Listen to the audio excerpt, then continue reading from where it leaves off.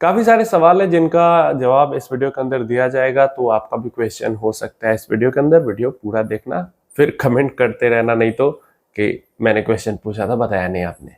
सबसे पहला सिरधर जी का क्वेश्चन है, sir last 10 years data showing above 60% active mutual funds can't beat same quality index fund, so why not invest in a passive fund, small cap fund, index fund के बारे में ये बात कर। देखिए, आप ओवरऑल म्यूचुअल फंड्स का data नहीं देखिए, आप कैटेगरी वाइज म्यूचुअल फंड का डेटा देखिए। सबसे पहले तो दूसरा कोई वीडियो बनाता है इस बारे में या कोई आर्टिकल लिखता है, उसको आपको नहीं देखना है। आप खुद से जाइए एडवाइजर खोज की वेबसाइट पे और कैटेगरी एवरेज रिटर्न को इंडेक्स के रिटर्न के साथ कंपेयर कीजिए। आपको खुद पता लग जाएगा कि कौन सा कैटेगरी है जो कि इंडेक्स को बीट कर पा रहा है, कौन सा है जो कि इंडेक्स को बीट नहीं कर पा रहा।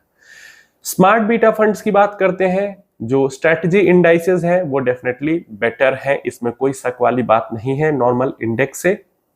और अगर हम लार्ज कैप कैटेगरी की बात करते हैं, जो कि टॉप 100 जो स्टॉक्स होती हैं उसके अंदर इन्वेस्टमेंट करती है, तो टॉप 100 जो निफ्टी 100 इंडेक्स है वो लार्ज कैप फंड्स का बेंचमार्क इंडेक्स हो जाता है। तो लार्ज कैप म्यूचुअल फंड्स का जो कैटेगरी एवरेज रिटर्न है वो निफ्टी 100 इंडेक्स के रिटर्न के आसपास ही रहता है। तो ऐसे में इंडेक्स फंड के अंदर इन्वेस्ट करना, आप कह सकते हो कि ठीक है मैं इंडेक्स फंड के अंदर इन्वेस्ट करूंगा। फ्लेक्सी कैप फंड्स का जो बेंचमार्क इंडेक्स होता है वो निफ्टी 500 इंडेक्स होता है, और फ्लेक्सी कैप फंड्स का कैटेगरी एवरेज रिटर्न और निफ्टी 500 का रिटर्न लगभग एक जैसा रहता है। और इक्का दुक्का कोई, जैसे कभी कोई क्वांट आ गया, कभी पराग पारिक आ गया, कभी एचडीएफसी आ गया, फ्लेक्सी कैप फंड जो कि अच्छा कर जाते हैं, नहीं तो मेजॉरिटी में जो फ्लेक्सी कैप फंड है उनका रिटर्न जो रहता है वो इंडेक्स के बराबर ही रहता है। तो इसलिए वहां पे भी इंडेक्स के अंदर इन्वेस्टमेंट अगर आप चाहे तो कर सकते हैं। या फिर फ्लेक्सी कैप कैटेगरी में मोमेंटम इंडेक्स भी है, स्मार्ट बीटा फंड जो है वो और ज्यादा बेहतर है। मिड कैप कैटेगरी की जब हम बात करते हैं तो लॉन्ग टर्म में मिड कैप कैटेगरी में भी हमें यही ट्रेंड देखने को मिलता है कि मिड कैप के अंदर बराबर रहता है रिटर्न। जब भी लॉन्ग टर्म 5 साल, 8 साल, 10 साल का हम डाटा देखते हैं तो लॉन्ग टर्म में एक्टिव मिड कैप फंड्स का और उसका जो इंडेक्स फंड है मिड कैप 150 इंडेक्स फंड, उसका return average, category average return और इंडेक्स का रिटर्न एक जैसा ही रहता है। तो यहां भी किया जा सकता है इंडेक्स के अंदर इन्वेस्टमेंट। या फिर मिड कैप के अंदर में भी मिड कैप का एक बेटर वर्जन है मिड कैप 150 मोमेंटम 50, वो और भी अच्छा देखने को हमें मिल जाता है। लेकिन यहाँ पे ये है कि इंडेक्स का और जो कैटेगरी का जो रिटर्न है वो बराबर रहता है। तो मिड कैप कैटेगरी के लिए एक्टिव फंड्स और इंडेक्स जो है वो 50-50 रहता है, एवरेज रिटर्न और इंडेक्स का एक बराबर रहता है। लेकिन फ्लेक्सी कैप में और लार्ज कैप में ना 1-2% का हमें कम ही रिटर्न इंडेक्स से एक्टिवली मैनेज्ड देखने को मिलता है।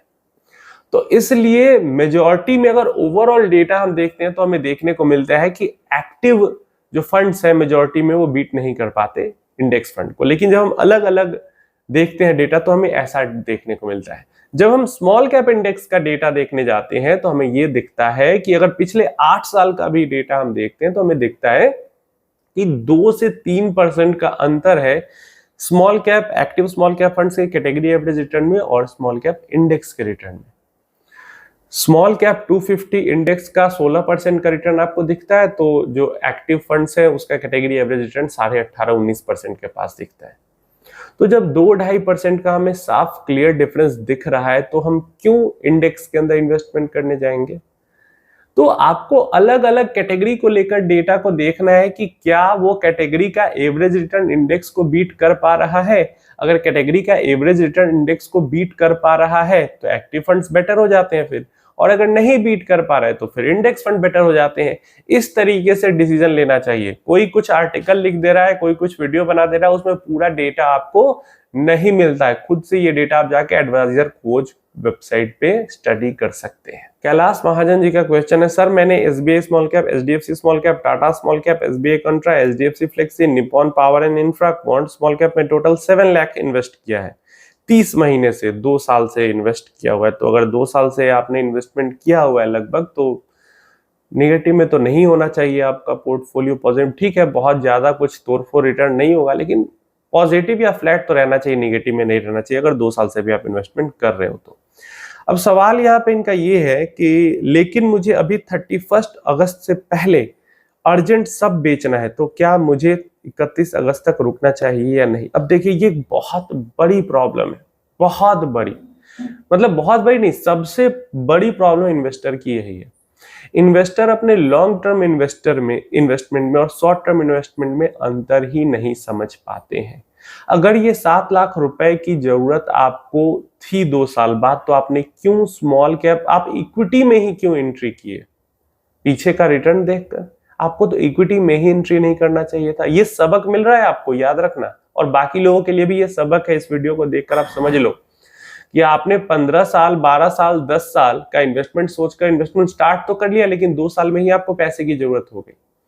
तो बिल्कुल ऐसा आपको नहीं करना है। अगर आपको जरा सा भी कंफ्यूजन है कि जो इन्वेस्टमेंट आप 10 साल के लिए कर रहे हैं वो इन्वेस्टमेंट हो सकता है 2.5 साल में या 3 साल में भी आपको निकालना पड़ जाए, फिर तो वो इन्वेस्टमेंट जाना ही नहीं चाहिए इक्विटी के अंदर। 3 साल से नीचे के लिए आपको इन्वेस्टमेंट करना है, आप कॉर्पोरेट बॉन्ड के अंदर इन्वेस्टमेंट कर लो। 3-4 साल के लिए इन्वेस्टमेंट करना है, आप मल्टी एसेट फंड के अंदर, हाइब्रिड फंड के अंदर इन्वेस्टमेंट कर लो। 5 साल या इससे ऊपर जब बढ़ना है तभी हमें इक्विटी कैटेगरी के अंदर, प्रॉपर इक्विटी कैटेगरी के अंदर एंट्री ही मारनी चाहिए। लेकिन यहाँ पे लोग ये रिटर्न्स पीछे के देख के एकदम पागल हुए पड़े हैं और 2-2 साल के लिए भी इन्वेस्टमेंट कर लेते हैं। और अभी अगर आपको नुकसान हो रहा है या रिटर्न अच्छे नहीं बने हैं तो इसके सिर्फ और सिर्फ जिम्मेदार आप हो। अगर आप हाइब्रिड फंड के अंदर या कॉर्पोरेट बॉन्ड फंड के अंदर इन्वेस्टेड रहते हैं 2 साल से, तो ठीक ठाक। अभी अगर इक्विटी में जो रिटर्न आपका पिछले 2 साल में बना है उससे बेहतर रिटर्न रहता है आपका कॉर्पोरेट बॉन्ड फंड में या फिर हाइब्रिड फंड के अंदर भी, तो ये तो समझना पड़ेगा और आपको खुद को समझना पड़ेगा। नहीं तो 50-50% करके इन्वेस्टमेंट करो, अगर आप श्योर नहीं हो तो 50% लॉन्ग टर्म के लिए और 50% कभी भी जरूरत पड़ सकती है, निकाल लेंगे। तो इस तरीके से इन्वेस्टमेंट करो। नहीं करेंगे भैया इस तरीके से इन्वेस्टमेंट तो हो जाएगी दिक्कत। और आगे 31 अगस्त तक क्या होगा ये किसी को नहीं पता, तो अगर अभी ज्यादा लॉस में नहीं है तो निकाल के हट जाना चाहिए भाई। अगर एकदम ऐसी जरूरत है कि निकालना ही होगा तो निकाल के हट जाना चाहिए। नहीं तो अगर 6 महीना भी अगर वेट कर सकते हैं, 1 साल भी वेट कर सकते हैं, तो मार्केट के बहुत ज्यादा चांसेस है कि 6 महीना 1 साल में ऑल टाइम हाई लग जाएगा। तो या तो वो कर ले, नहीं तो भाई निकल जाए, निकल के 31 तारीख तक का वेट नहीं करे। हो सकता है 5-7% और गिर जाए और फिर आपको और ज्यादा नुकसान में निकालना पड़े। इक्विटी में वेल्थ ग्रो करने के चक्कर में 1 साल में 1 लाख का लॉस हो गया। ये क्वेश्चन है फ्रीकी टीटो का।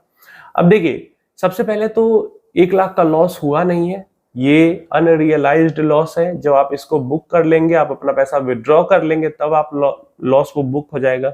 नहीं तो जैसे मार्केट ऊपर जाएगी वापस ये ऊपर चला जाएगा। दूसरा, 1 साल के लिए इक्विटी में इन्वेस्टमेंट ही आप लोग क्यों करने आते हो? और अगर आपने 1 साल तक इन्वेस्टमेंट नहीं किया, 1 साल के लिए इन्वेस्टमेंट नहीं किया था, तो फिर ये सवाल ही गलत हो जाता है, या ये जो बातें ही है वो गलत हो जाती है। आप इन्वेस्टमेंट करने आए हो 5 साल के लिए मिनिमम, और 1 साल की परफॉर्मेंस को देखकर रो रहे हो, तो आपको तो पता ही होना चाहिए कि इक्विटी के अंदर तो 3-3, 5-5 साल तक म्यूटेड रिटर्न रह सकते हैं, जीरो रिटर्न बन सकते हैं। तो फिर क्या इसका लॉजिक क्या बन जाता है कि आप आए हो 5 साल, 6 साल, 10 साल के लिए, और 1 साल में, जबकि पता है आपको पहले से कि साल, 2 साल, 3 साल तक जीरो रिटर्न, नेगेटिव रिटर्न रह सकते हैं, या फिर पॉजिटिव में भी बहुत तेज रह सकता है, फिर भी 1 साल की परफॉर्मेंस को लेकर परेशान होना है। तो ऐसे इक्विटी इन्वेस्टर आप नहीं बन पाएंगे। आप इक्विटी से पैसा निकाल के आप डेट में डाल लीजिए, वहां पे आपको फिक्स्ड जितना भी बनेगा फिक्स्ड बनेगा, और फिर आपको इस तरीके की परेशानी नहीं होगी। इक्विटी में आए हैं तो वॉलेटिलिटी झेलनी होगी। 5 लाख का कॉर्पस होगा तो आपको 1 लाख, 10 लाख का कॉर्पस होगा तो आपको 1 लाख निगेटिव में दिख रहा होगा। जब 1 करोड़ का कॉर्पस रहता तो 10 लाख भी निगेटिव में दिख सकता था।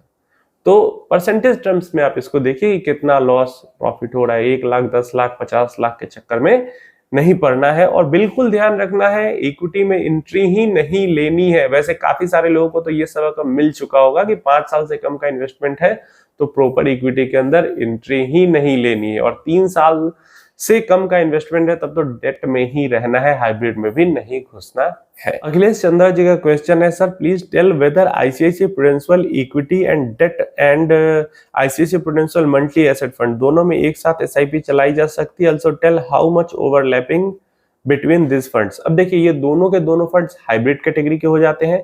जो इक्विटी एंड डेट फंड है वो एग्रेसिव हाइब्रिड कैटेगरी का हो जाता है, और जो मल्टी एसेट फंड है वो मल्टी एसेट कैटेगरी का हो जाता है। आपको या तो आपकी इन्वेस्टमेंट 4-5 साल के लिए है तो यहाँ पे आप कर रहे हैं, ये हो सकता है, या फिर अगर आपको अपने पोर्टफोलियो में कम वॉलेटिलिटी चाहिए उसके लिए भी आप यहाँ पे इन्वेस्टमेंट कर सकते हैं। वॉलेटिलिटी कम चाहिए होगी तभी आप कर रहे होगे, क्योंकि 5 साल के लिए भी मिनिमम इन्वेस्टमेंट करना हो तो फ्लेक्सी कैप वगैरह ठीक ठाक वहां पे हो जाते हैं। अब आईसीआईसीआई का ये जो दोनों फंड है, ये दोनों का दोनों पिछले कई सालों से काफी बेहतरीन परफॉर्मेंस कर रहा है। मल्टी एसेट कैटेगरी में बेस्ट परफॉर्मिंग फंड है, हाइब्रिड कैटेगरी एग्रेसिव हाइब्रिड में भी बेस्ट परफॉर्मिंग आईसीआईसीआई का फंड है। अब दिक्कत क्या है यहाँ पे कि इन दोनों के बीच जो ओवरलैपिंग है वो है ऑलमोस्ट 50 to 53% की, और इतनी ज्यादा ओवरलैपिंग वाले दो फंड के अंदर इन्वेस्टमेंट नहीं करनी चाहिए। अब देखो ये जो कैटेगरीज हैं हाइब्रिड की, multi asset, balance advantage and aggressive hybrid, ये सब बहुत ज्यादा कोरिलेट करती है अपने साथ, इसलिए जितना जो स्टॉक वगैरह घुस सकता है, डेट सिक्योरिटी घुस सकती है, इनके अंदर एक जैसी घुसा देते हैं फंड मैनेजर। तो ऐसे में एक ही एएमसी का फंड होगा तो ओवरलैप करेगा ही करेगा।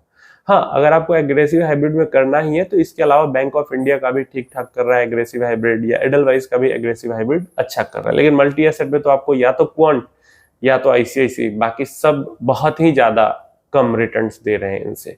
तो ये चीज है, इन दोनों के अंदर एक साथ मतलब इन्वेस्टमेंट करना। अगर आप डाइवर्सिफाई करने के लिए इन्वेस्ट कर रहे हो तो फिर इन दोनों के अंदर नहीं करना पड़ेगा।